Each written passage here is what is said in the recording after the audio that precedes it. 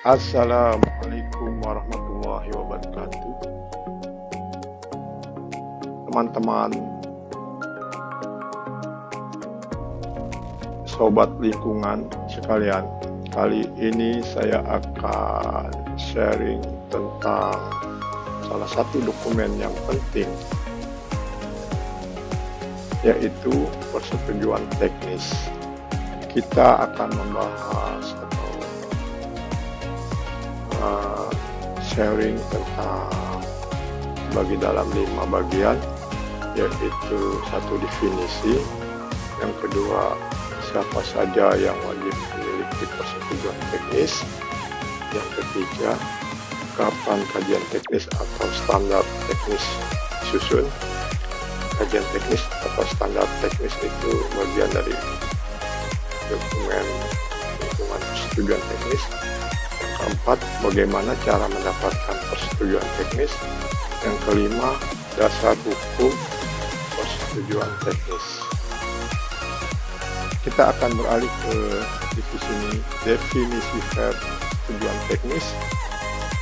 Persetujuan teknis secara definisi artinya persetujuan dari pemerintah pusat atau pemerintah daerah berupa ketentuan mengenai standar perlindungan dan pengelolaan lingkungan hidup dan atau analisis mengenai dampak usaha dan atau kegiatan sesuai peraturan perundang-undangan.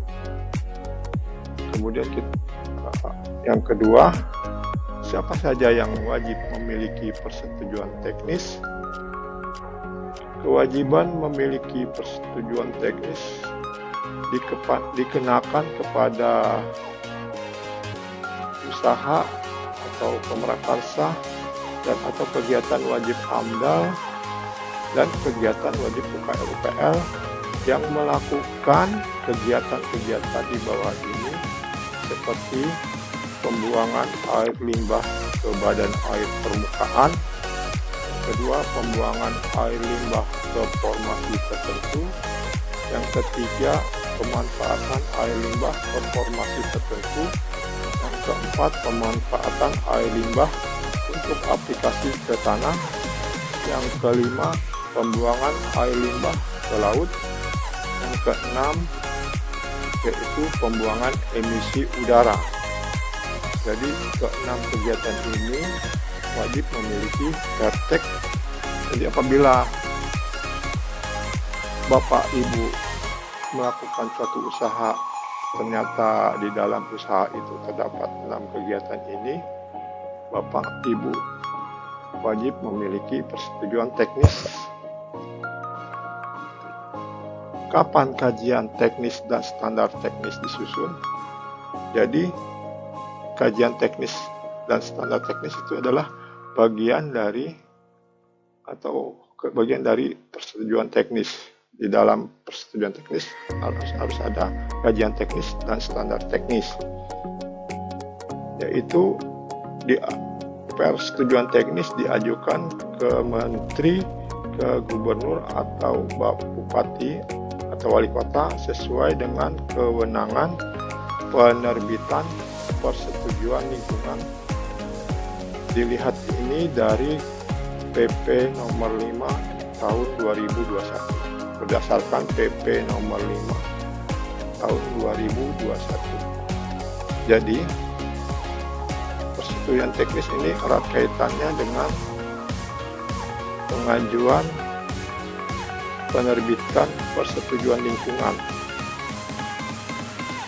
Jadi yang kegiatan wajib AMDAL diajukan bersamaan atau sebelum mengajukan permohonan persetujuan lingkungan.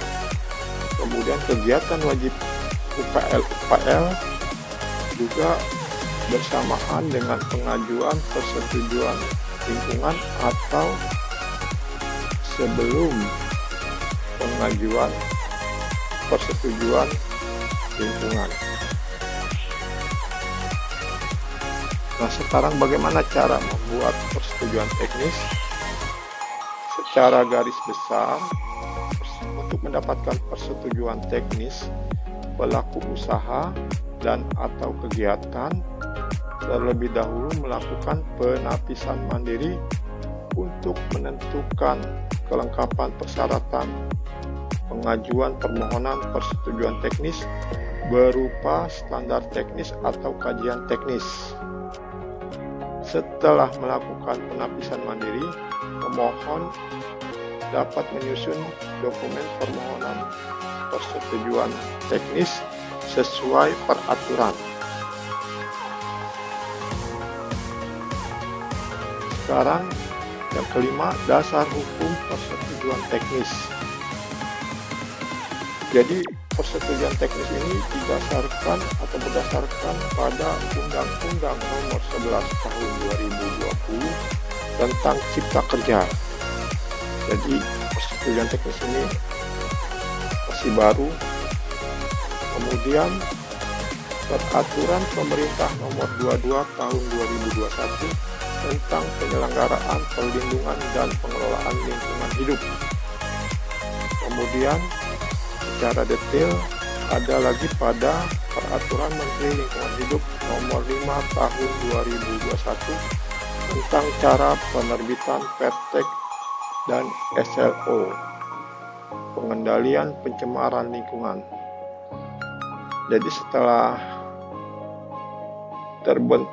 terbitnya Pertek, maka ada lagi kewajiban yaitu SLO atau Sertifikat Layak Operasi. Nanti sertifikat layak operasi kami akan membahas atau men-sharing kepada Bapak Ibu sekalian. Nah, terima kasih kepada Bapak Ibu yang telah menonton atau mendengarkan sharing.